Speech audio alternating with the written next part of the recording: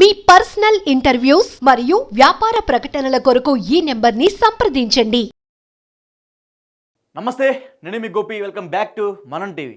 So ప్రస్తుతం మనం చూసుకోవచ్చు, నిన్న ఉదయం నుంచి ఈ రోజు దాకా కూడా ఒక వార్త అయితే సోషల్ మీడియాలో కావచ్చు, అదేవిధంగా మిగతా మీడియా సర్క్యులేషన్స్లో కూడా ఒక వార్త అయితే బాగా వైరల్ అవుతుంది. అదే మంచు ఫ్యామిలీ వార్ అనేది రోజు రోజుకి పెరుగుతున్నట్టుగా ఈ వార్త అయితే సోషల్ మీడియాలో అయితే బాగా వైరల్ అవుతున్న సంగతి అందరికీ తెలిసిందే.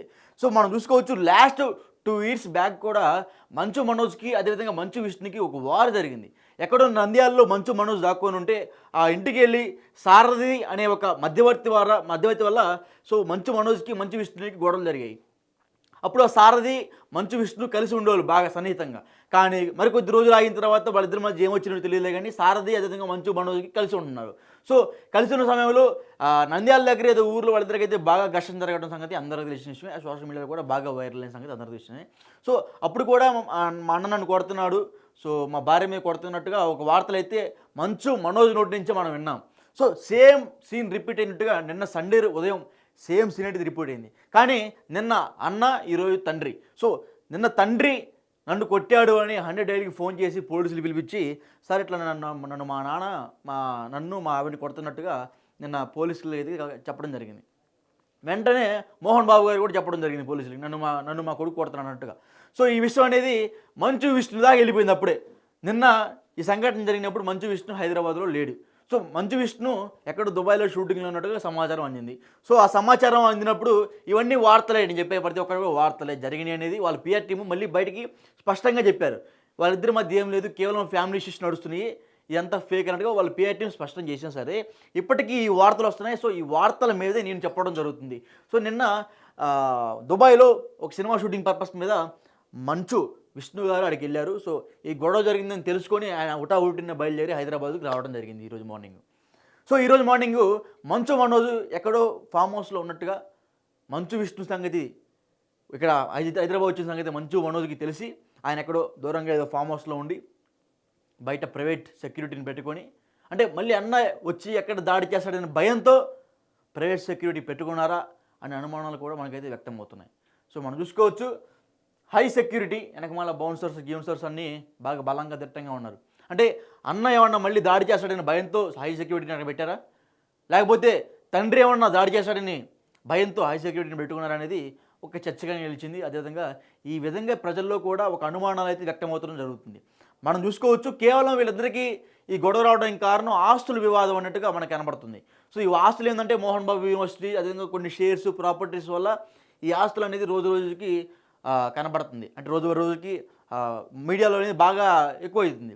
సో గత కొన్ని నెలల నుంచి సంవత్సరాల నుంచి మనం చెప్పుకోవచ్చు, మంచు ఫ్యామిలీ అనే పేరు మీడియాలో కనుమరుగైపోయింది. అంటే చాలా తక్కువ మీడియాలోకి రావడం జరుగుతుంది. ఎప్పుడో ఒకసారి ఏమన్నా కాలేజీలో ఏమన్నా మీటింగ్ ఉన్నప్పుడు కానీ, ఫంక్షన్స్ ఉన్నప్పుడు కానీ, అప్పుడు ఎప్పుడో ఒకసారి సోషల్ మీడియాలో కనబడతా ఉన్నారు.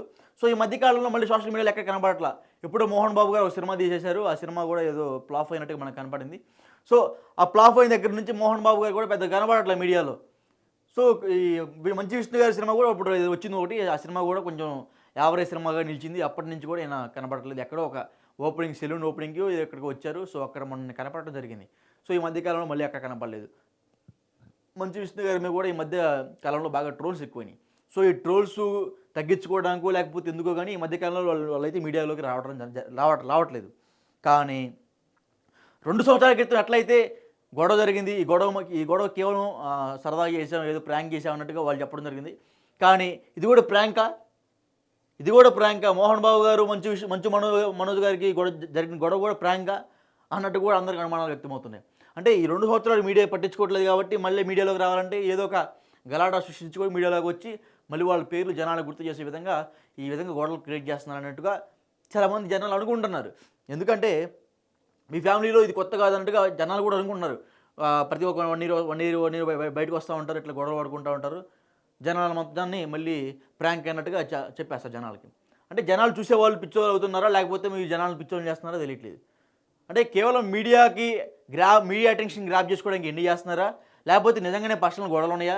ఒకవేళ గొడవలు ఉంటే పబ్లిక్లో రాకూడదు, పోలీసుల దాకా రాకూడదు. మిమ్మల్ని ఆదర్శంగా తీసుకునే పబ్లిక్ మీ వల్ల చెడిపోతున్నట్టుగా బయటకైతే కనబడుతుంది. కోయదేవతల జ్యోతిష్యాలయం. ఫోన్ ద్వారా జ్యోతిష్యం చెప్పబడును. దశమహావిద్యలు ఔపోసన పట్టి అష్టాదశ శక్తిపీఠాలు దర్శించి కాశీ అఘోరాల వద్ద వాక్సిద్ధి మంత్రసిద్ధి పొందిన వంశపారంపర్య జ్యోతిష్యులు లక్ష్మణ్ రాజు గారు. సెల్ 9177114420. సో ఇలాంటి గొడవలప్పుడు ఫ్యామిలీ విషయాలు ఇంట్లోనే గుట్టు చప్పుడు కాకుండా డెఫినెట్గా ప్రతి ఒక్క ఫ్యామిలీలో గొడవలు ఉంటూనే ఉంటాయి. కానీ ఇట్లా రోడ్డు ఎక్కకూడదు. అంతా ఇంట్లోనే గుట్టు చప్పుడు కాకుండా ఒక రూపాయి ఎక్కువ తక్కువ పని చేసుకొని పక్కన రావాలి తప్ప ఇట్లా గుట్టు చప్పుడు కాకుండా చేసుకోవాలి. కానీ ఈ విధంగా రోడ్డు ఎక్కి అందరికీ గలాటా సృష్టించడం మంచిది కాదు. మళ్ళీ రేపొద్దున మీరు వచ్చి బయటకు వచ్చి చెప్పొచ్చు ప్రాంక్ అని, ప్రజలను నమ్మించవచ్చు ప్రాంక్ అని. సో ప్రజలు కూడా ఇంకా రోజు రోజుకి ఇది ప్రాంకే అనుకుంటారు. రేపొద్దున మీరు సినిమా తీసిన సరే ప్రాంక్లే అనుకుంటారు జనాలు కూడా. సో మీడియా గ్రాబింగ్ కోసం ఇదంతా చేస్తున్నట్టుగా జనాలు అనుకుంటున్నారు, ప్రజలు అనుకుంటున్నారు. సో సోషల్ మీడియాలో కూడా సేమ్ ఇదే సర్క్యులేట్ అవుతుంది. కానీ మంచు మనోజ్ గారు ఏదో ఫామ్ హౌస్ ఉన్నట్టుగా మంచు విష్ణు గారు ఇప్పుడే దుబాయ్ నుంచి హైదరాబాద్ రావడం జరిగింది. జరిగిన గొడవ తెలుసుకొని మంచు మనోజ్ దగ్గరికి వెళ్ళి మాట్లాడతాడా, లేకపోతే అక్కడ ఏదైనా గొడవ జరుగుతుందా అనేది ఒక పెద్ద చర్చగానే మిగిలింది. మనం తెలుసుకోవచ్చు భూమా ఎవరైతే ఉన్నారో వాళ్ళ వైఫ్, సో ఆమె కూడా గొడవ జరిగింది. సో మా భార్య మీద కూడా మా నాన్న చేసుకున్నారంటగా మంచు మనోజ్ చెప్పడం జరిగింది. సో ఆమె బ్యాక్గ్రౌండ్ మనందరూ తెలుసు. ఆళ్ళగడ్డలో వాళ్ళ ఫ్యామిలీ అనేది ఒక ఎమ్మెల్యే, అది రాజకీయ పార్టీకి సంబంధించిన ఫ్యామిలీ. సో అటుపక్క నుంచే ఆలోచించిన సరే వాళ్ళు స్ట్రాంగ్ ఉన్నారు, వీళ్ళు స్ట్రాంగ్ ఉన్నారు. కానీ ఎందుకు వస్తుంది ఈ గొడవలు అనేది రోజు రోజుకి ఒక పెద్ద చర్చగా నిలబడింది. సో పెద్దరాయుడు అనేవాడు ముక్కుసూటి మనిషి టక్కన అనేస్తాడు, ఏం చేస్తారు చేసుకోబోండి అంటే. ఇప్పుడే కాదు, గత కొన్ని 10 సంవత్సరాల క్రితం కూడా ఇలాంటి ముక్కుసూటిగా మాట్లాడి ఎన్నో కోల్పోయాడు ఆయన.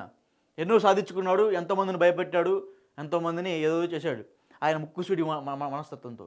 సో ఇదే ముక్కుసూటి మనస్తత్వంతో, ఇదే ముక్కుసూటి మాటతో ఈరోజు కొడుకుతో గొడవ పడ్డా అనే ఆలోచనలు కూడా జనాల్లో వ్యక్తమవుతున్నాయి. సో ఇవన్నీ నిజమా కాదా అనేది జనాలు ఆలోచించాలి. ఎందుకంటే రోజు రోజుకి వీళ్ళ ఫ్యామిలీ ఆ గొడవ అనేది బయట ఎక్కువ వస్తూ ఉంది. కొంచెం అట్లా మంచి ఏర్పడుతుంది అనుకోగానే మళ్ళీ చెడు వస్తుంది ఫ్యామిలీ చుట్టూ. అంటే ఎందుకు ఇట్లా వస్తుంది అనేది వాళ్ళ ఫ్యామిలీ విషయాలు వాళ్ళే తెలుసుకొని చర్చించుకొని ఇవన్నీ చూసుకోవాలి తప్ప ఈ విధంగా రోజు రోజుకి రోడ్డు ఎక్కకూడదు.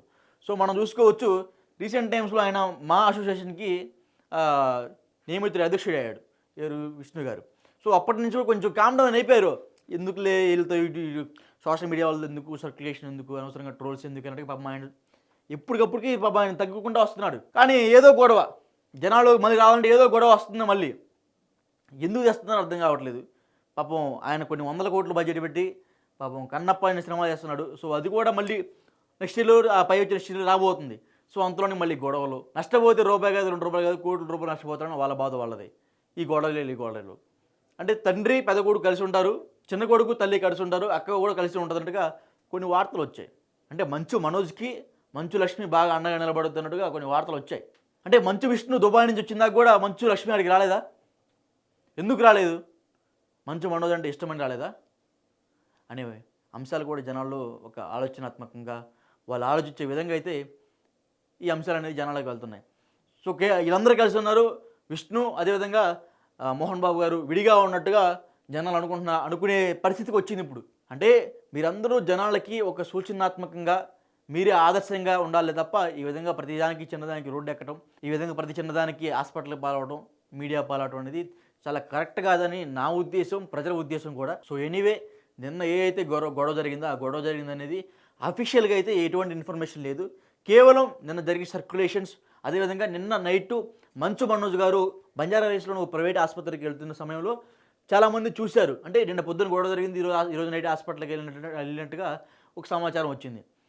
సో ఆ సమాచారం వచ్చిన తర్వాత ఈ గొడవ జరిగిన విషయం మంచు విష్ణు గారు తెలుసుకొని హుటాహుటి నేను దుబాయ్ నుంచి బయలుదేరి ఇప్పుడు హైదరాబాద్ వచ్చారు. ఆయన ఏమన్నా గొడవ జరిగిద్దా, మళ్ళీ వీళ్ళిద్దరి మధ్య ఘర్షణ మొదలైద్దా, ఈ ఘర్షణ అనేది మళ్ళీ వాళ్ళిద్దరి మధ్య పెద్ద యుద్ధం జరిగి మళ్ళీ తెలుగు ఫిలిం ఇండస్ట్రీ నాశనం అయిపోయే పరిస్థితి ఉందా అనే ఒక ఆలోచనలు కూడా అందరు ప్రజల మనసుల్లో ఉంది.